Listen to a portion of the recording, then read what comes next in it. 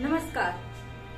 प्रेमचंद जयंती के अवसर पर संगीत नाटक एकेडमी नई दिल्ली की सहयोग से शाश्वत मंच की प्रस्तुति एक्ट्रेस राइटर मुंशी प्रेमचंद इस नाटक में जो पात्रों ने भाग लिया है, मंच पर तारा दिव्या शुक्ला, लड़का वंश मिश्रा, संगीत संचालन किया है करण कुमार ने, प्रकाश संचालन अजीत बहादुर, वेशभूषा दिव्या शुक्ला प्रतिभा मिश्रा, रूप सज्जा अंजलि केशरी, मंच सज्जा करण कुमार, पूर्वाभ्यास प्रभारी ललिता नारायणी, फोटो एवं वीडियोग्राफी ऋषा मिश्रा वंश मिश्रा, प्रचार प्रसार वंदना अंश वंश श्रेयांश अनुष्का, सह निर्देशन दिव्या शुक्ला का है और संगीत परिकल्पना एवं निर्देशन रितंद्रा मिश्रा का है। तो आप सभी का इस नाटक में बहुत बहुत स्वागत है और चलिए इसकी प्रस्तुति देखते हैं।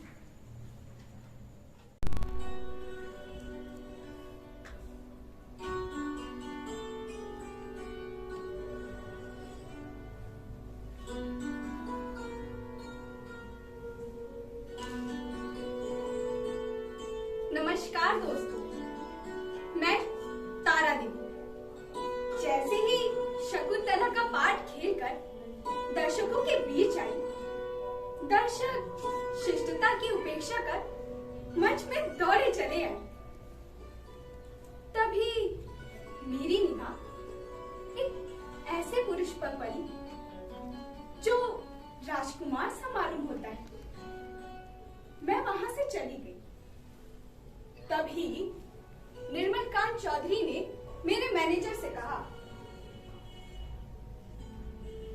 क्या मैं एक क्षण के लिए तारा देवी से मिल सकता हूं? मेरे मैनेजर ने उपेक्षा भाव से कहा, जी नहीं, हमारे यहाँ ऐसा नियम नहीं है। निर्मलकांत ने फिर कहा, तो क्या आप कोई कार्ड उन तक पहुंचा सकते हैं? मैनेजर ने कहा, ये हमारे नियम के खिलाफ है। हमारे यहाँ ऐसा कोई नियम नहीं है। अरे ठहरिए, आपका कार्ड। कुंवर निर्मलकांत चौधरी, कुंवर निर्मलकांत चौधरी, शहर के सबसे बड़े रईस। हुजूर माफ कीजिएगा, मुझसे बहुत बड़ा अपराध हो गया है। मैं अभी हुजूर का कार्ड तारा देवी के पास पहुंचाए देता हूँ। निर्मलकांत ने कहा, नहीं, रहने दीजिए, मैं कल 5 बजे फिर आऊंगा। इस वक्त तारा देवी के विश्राम का समय है, उन्हें कष्ट देना उचित नहीं होगा। मैनेजर ने कहा, अरे हुजूर, इतना तो आपके लिए कष्ट सह लेंगी, मैं बस 1 मिनट में आता हूँ।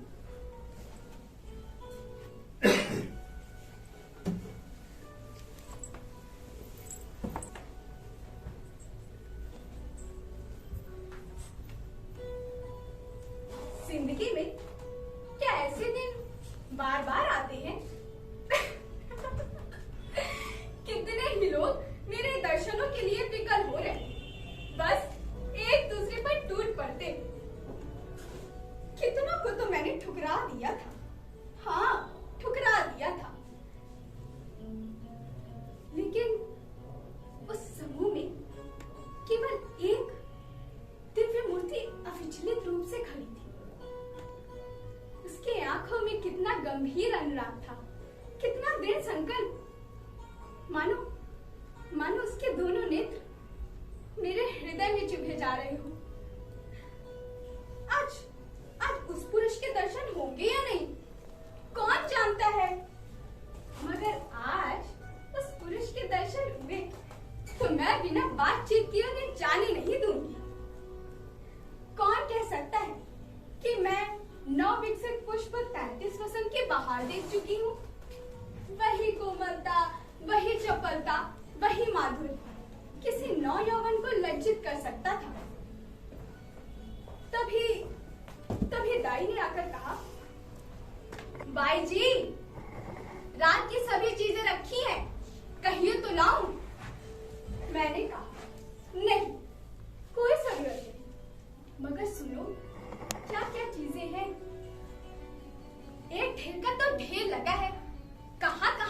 गिनाऊं? हाँ, अंगूठियां हैं, ब्रूचेज हैं, बाल के पिन, लॉकेट, सभी तो है। और एक छोटे से डिब्बे में एक सुंदर हार है। आहा, मैंने आज तक वैसा हार नहीं देखा। सब संदूक में रख दिया है। अच्छा, तो जा, वो संदूक मेरे पास तो ला।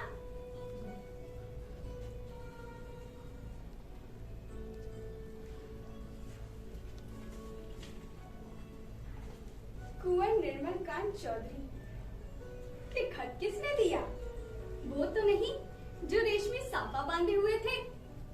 मैनेजर साहब ने दिया।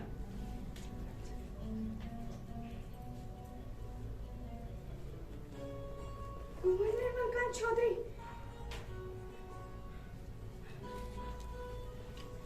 तभी मैनेजर मेरे पास आता है। मैं रात की सफलता पर आपको बधाई देता हूँ।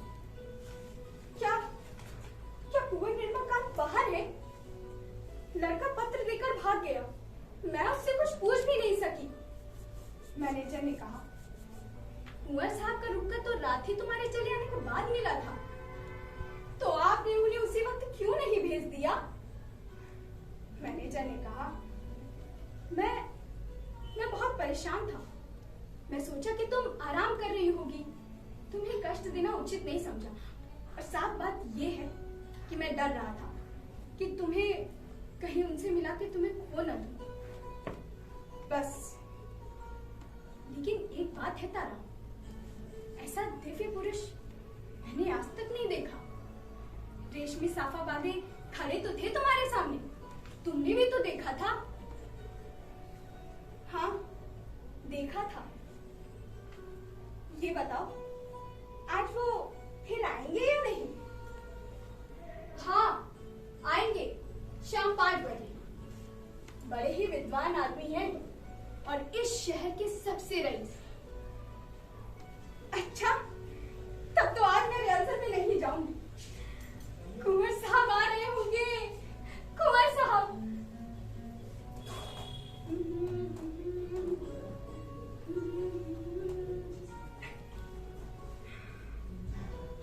श्रृंगार भी इस जमाने में एक विद्या है। पहले जो है परिपाटी के अनुसार श्रृंगार किया जाता था।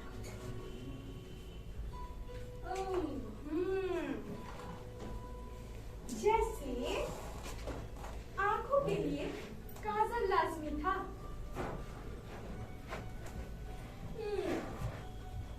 हाथों के लिए मेहंदी और पांव के लिए महावर। एक एक अंग, एक एक आभूषण के लिए है। लेकिन आज वो परिपाटी नहीं रही।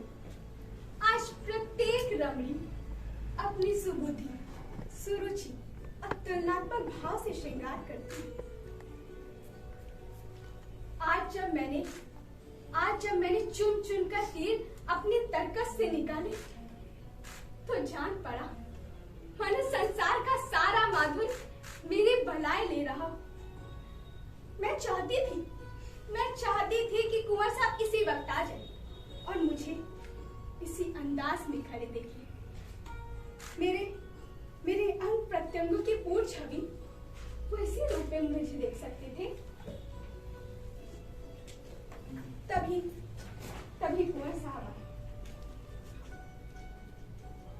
तारा, देखो, मैं आया हूं। मैं खुश थी कि कुंवर साहब मुझसे रोज मिलने आते थे। हम रोज बातें करते थे।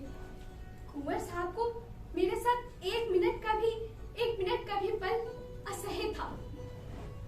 हम रोज हरी हरी घासों पे बैठ के बातें करते।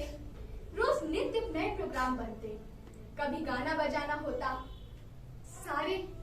सारे शहर में मशहूर था कि ताराबाई और कुंवर साहब एक दूसरे से प्रेम करते हैं। मैंने कुंवर साहब से प्रेम किया, अपार प्रेम किया, अतुल प्रेम किया।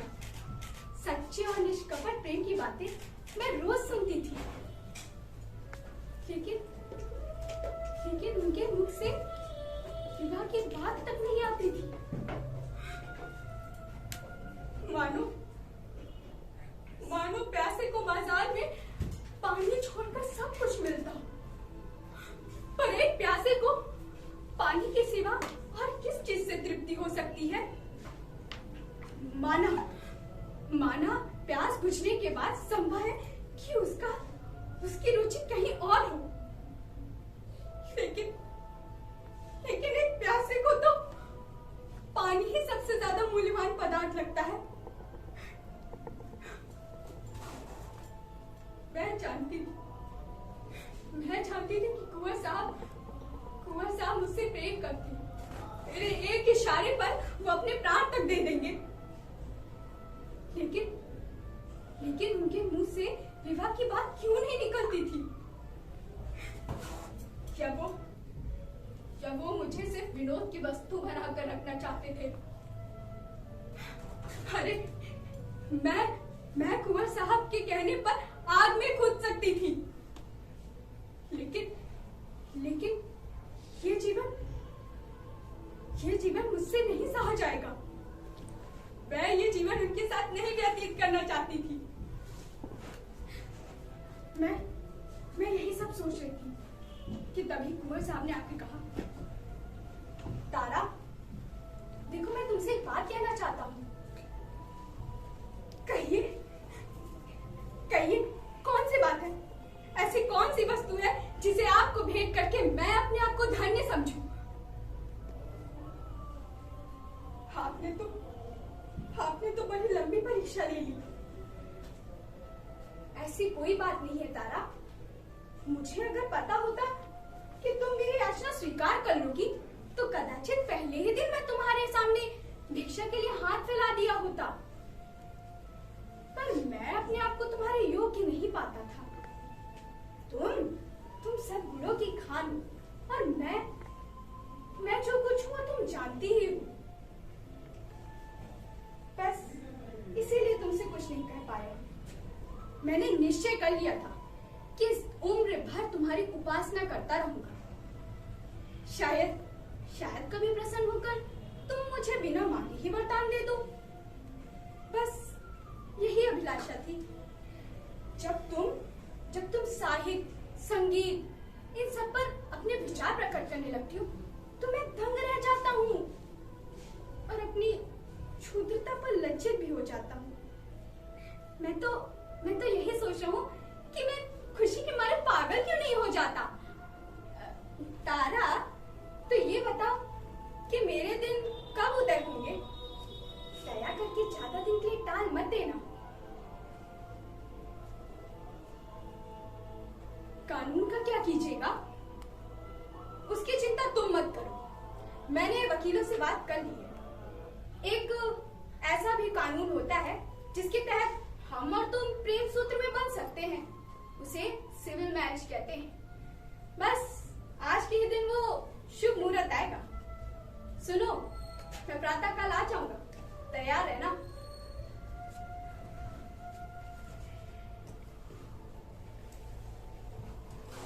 कुंवर साहब अपनी बात तो कहकर चले गए,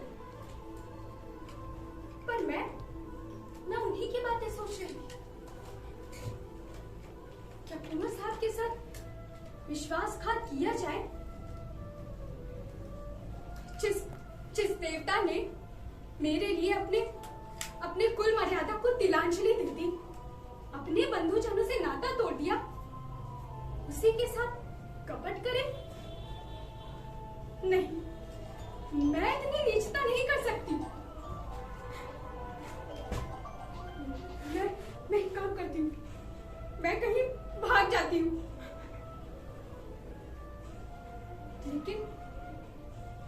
लेकिन अगर कुंवर साहब मुझे यहाँ नहीं पाए तो वो कुछ अनर्थ ना कर बैठे।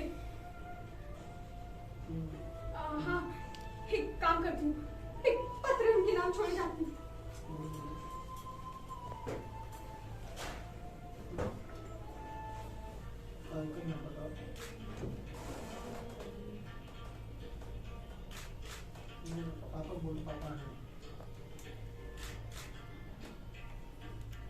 प्रियतम,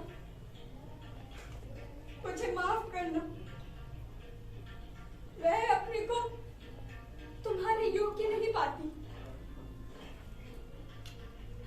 तुमने मुझे प्रेम का वो स्वरूप दिखा दिया जिसकी मैं कभी आशा नहीं कर सकती। मेरे लिए इतना ही बहुत है। मैं जब जीऊंगी तुम्हारे प्रेम में मग्न रहूंगी। मुझे ऐसा जान पड़ रहा है कि प्रेम की स्मृति में प्रेम के भोग से कहीं अधिक माधुर्य और आनंद है। मैं फिर आऊंगी, फिर तुम्हारे दर्शन करूंगी, लेकिन उसी दशा में जब तुम विवाह कर लोगे। यही मेरे लौटने की शर्त। मेरे प्राणों के प्राण उससे नाराज मत होना।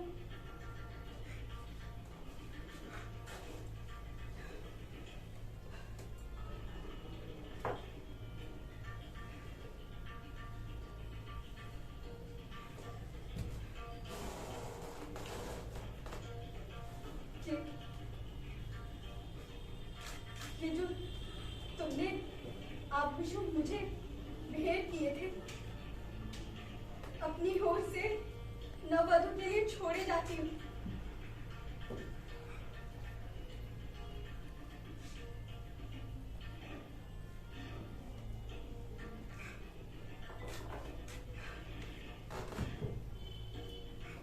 केवल ये मोतियों का हार अपने साथ लिए जाती हूँ, जो तुम्हारे प्रेम का पहला उपहार था। तुमसे हाथ जोड़कर कहती हूँ, मेरी तलाश मत करना। मैं तुम्हारी और सदा तुम्हारी रहूंगी, तुम्हारी तारा।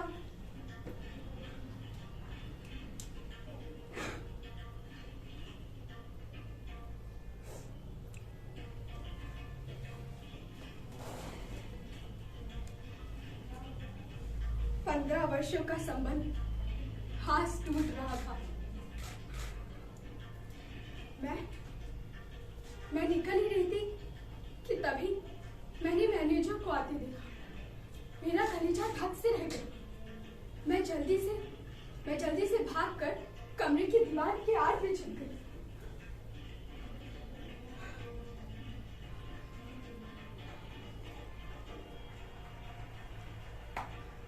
जो भी मैनेजर वहां से निकल गया, मैं हाथे से बाहर रही। समझ में नहीं आ रहा था कि कहाँ जाऊं, कैसे भागूं। रेल से भागती हूँ तो भागने नहीं पाऊंगी। कुंवर साहब के आदमी सुबह छूटते ही मेरी तलाश करने लगेंगे। मैं गलियों में चलती रही, समझ में नहीं आ रहा था कि कहाँ जाऊं। फिर मैंने निर्णय लिया कि मैं गंगा का मार्ग चुनूंगी। मैं गंगा तट पर गई। गंगा तट पर एकदम सन्नाटा छाया हुआ था। 10-5 साधु वैरागी वहां पे थे, जो कि धुनियों के सामने लेटे हुए थे। 10-5 यात्री भी थे, जो कंबल बिछाए सो रहे थे। गंगा तट पर एक नाव लगी हुई, उसमें माझी बैठा था। तभी मैंने माझी से कहा, ओ माझी, नाव उस पार ले चलेगा? माझी ने झट से कहा, नाव उस पार ना जाए, मगर मैं तुम्हें दूनी मजदूरी दूंगी। माझी ने ये बात सुनते ही झट से नाव खोलना शुरू कर दिया और खोलते खोलते पूछा, सरकार, इतनी रात कहाँ गए हैं? बस तुम मुझे उस पार तक पहुंचा दो। माझी ने बोला, अगर सरकार इतनी रात गए कौनो सवाई सिकरी ना मिली। कोई हर्ज नहीं, तुम बस मुझे उस गांव तक पहुंचा दो। माझी ने नाव खोली, मैं धीरे धीरे नाव पे चढ़ी। नाव धीरे धीरे चलने लगा, मानो जीव साम्राज्य में विचर रहा हो। एकादशी का चांद अपनी उज्जवल नौका खेता करता हुआ पार कर रहा है।